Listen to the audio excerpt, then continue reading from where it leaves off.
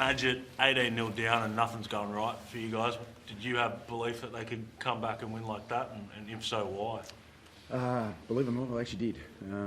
I've seen that in the group, especially growing over the last sort of month, in the way the boys have gone about things. You know, I knew it was going to be a challenge, but the players at half-time spoke really well amongst each other, and they went out and delivered exactly what they said. So that was really pleasing. You know, they needed to stick to their plan, and they did that. So really happy for them, and obviously a number of the guys. You know, Ben Toldy for his first time.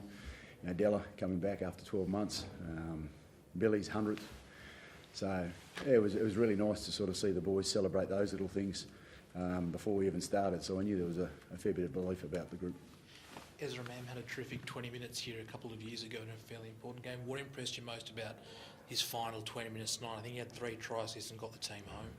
Yeah, well, I think the way Reno and Ezra are coming together, I mean, you know, they're starting to really grow again together. I know they've played a fair bit, but just watching them go about their game, that's what's probably impressed me. You know, Ez took the game on, and I saw Ren talk to Ez at half-time about what they needed to do, and you know, they both went and did it. So it was again pleasing.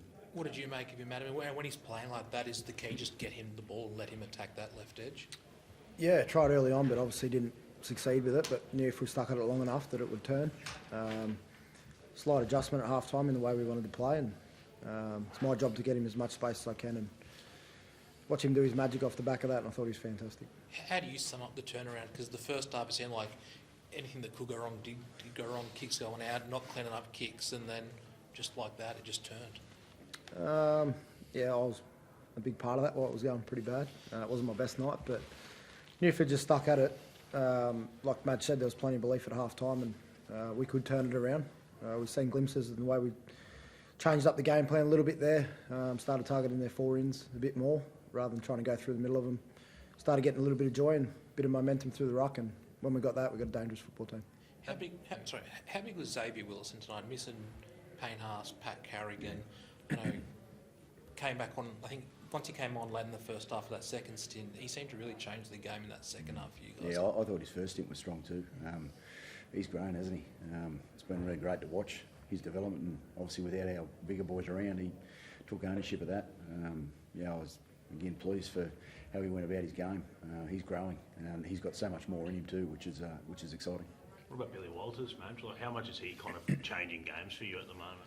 Yeah, well, he's coming on and he's speeding things up, and you know, trying to pick the right time for him to come in and find that little bit of fatigue. It's allowing him to jump out and do the things he's been doing, like, you know, score another try. And yeah, he's been great for us. You know, and he's been patient too.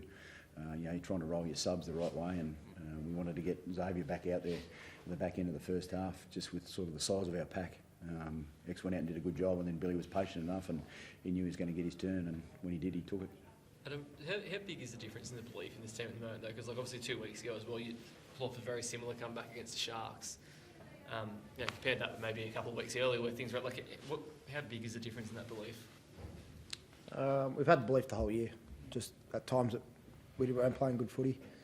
Yeah, we looked at things that we weren't doing too well in those weeks that you spoke about. We've got back to training. The coaches have been fantastic in the way they prep us, and it was about us, you know, trying to find what was going to work for us out in the field. And once it clicked, we knew we had a footy team here, and it's just about us playing our brand of football and believing in it. But we all believe in it. Madge, what did you make of Selwyn Cobbo? Did you talk to him at half-time? He obviously had a bit of an off first half, but responded well in the second half like the team did. Yeah. Did you talk to him? Yeah, I think our first half was probably described like you said. You know, it was a tough first half and things weren't going well. And you know, once Sally put his head down and started to run, he started to terrorise. Obviously, what was in front of him. So he had a good second half. You know, and the first half, you know, as you said, it was everything went against us. You know, but to see the boys at half time, like Selwyn, come together and they went out and got the job done. And it's an 80-minute game. You know, and that's exactly what the boys did. What does it say about him that he didn't drop his head in that second half? And I think with 5 minutes to go, the Bulldogs make a break, put in a long kick, and he's actually there to clean it up after missing those 2 in the first half.